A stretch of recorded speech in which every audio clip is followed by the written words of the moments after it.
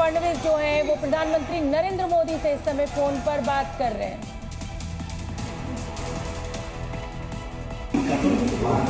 ये तो संध्याकाळी येतो, आता इकडून सगळं निघतो आम्ही येतो, आम्ही कळवतो. चला, धन्यवाद, आशीर्वाद दीजिए. हेलो। तो ये बधाइयों के संदेश आने शुरू हो चुके हैं। देवेंद्र फडणवीस को आप देख रहे हैं जो कि आराम से कुर्सी पर बैठ चुके हैं, पूरे चुनाव प्रचार में भागते रहे और अब फोन कॉल रिसीव करके बधाइयों को स्वीकार किया जा रहा है। लेकिन डॉली शर्मा, एक छोटा सा सवाल मेरा ये है, मुख्यमंत्री की कुर्सी है क्या? अब ये तय करना होगा। ये मंजिंदर सिंह सिरसा हमारे साथ जुड़े हुए हैं, वो बताएंगे। सर, ये मुख्यमंत्री की कुर्सी पर बैठे हुए हैं, ये मान लिया जाए? ये तो संध्याकाळी येतो, आता इकडून सगळं निघतो आम्ही येतो, आम्ही कळवतो. चला, धन्यवाद, आशीर्वाद दीजिए. हेलो। हेलो।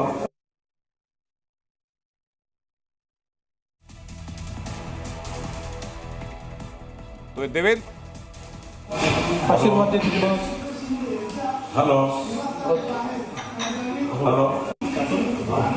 ये तो संध्याकाळी येतो, आता इकडून सगळं निघतो आम्ही येतो, आम्ही कळवतो. चला, धन्यवाद, आशीर्वाद दीजिए. हेलो। सिरसा हमारे साथ जुड़े हुए हैं। सिरसा साहब, शोभना मेरी सहयोगी साथ में है और शोभना का सवाल यही था देवेंद्र फडणवीस की तस्वीरों को देख करके कि भाई जिस कुर्सी पर वो बैठे हैं क्या वही मुख्यमंत्री की कुर्सी है? बड़ी आरामदेह दिख रही है क्योंकि इस बार बड़े सुकून से बैठे हैं फडणवीस साहब। और उन्होंने एक शेर भी 2019 में सुनाया था कि मेरे किनारों पे घर मत बना लेना, समुंदर हूं लौट के आऊंगा। सिरसा साहब दिखते हैं, शायद सिरसा साहब तक मेरी आवाज नहीं पहुंच पा रही है।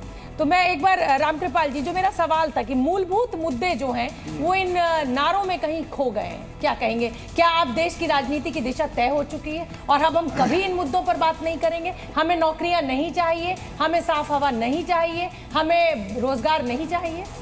शोभना जी, देखिए होता क्या है कि वोटर जो होता है ना, वो कोई मंच तो उसको मिलता नहीं है कि सारी बातें करे।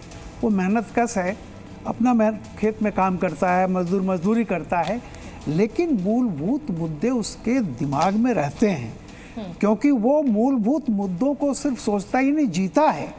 जो सामाजिक, आर्थिक, राजनीतिक जिसको कहते हैं कॉन्ट्रडिक्शंस हैं, विरोधाभास हैं, वो उनको जीता है। क्योंकि गन्ने के खेत में जाता है, गन्ने की फसल जब उगती है उसको कितना मूल्य मिलता है, नहीं आता है, तो ये वो डिटरमिन रहता है। दिक्कत ये होती है कि जब नेता निकलते हैं तो वो ये भी एस्पेक्ट करता है कि किसने मुझे अब तक क्या किया है और कौन। ये भी मानेंगे सर, ये डिमांड सप्लाई वाली चीजें होती हैं। नहीं, मैं जो नेताओं से सुनना चाहते हैं नेता वही बोलते हैं। नहीं, एक लाइन, देखिए, मतलब एक बिल्कुल माचो इमेज होती थी। लेकिन मंजिंदर सिंह सिरसा जी हमारे साथ जुड़ गए। रामकृपाल जी, आऊंगी आपके पास।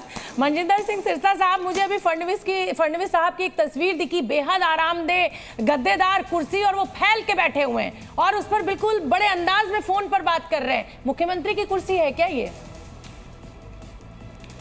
बिल्कुल शोभना जी, अभी आज वो हमारे मुख्यमंत्री ही हैं और अभी भी हमारी जीत के बाद हमारा अलायंस बैठेगा और महायुति बैठकर तय करेगी।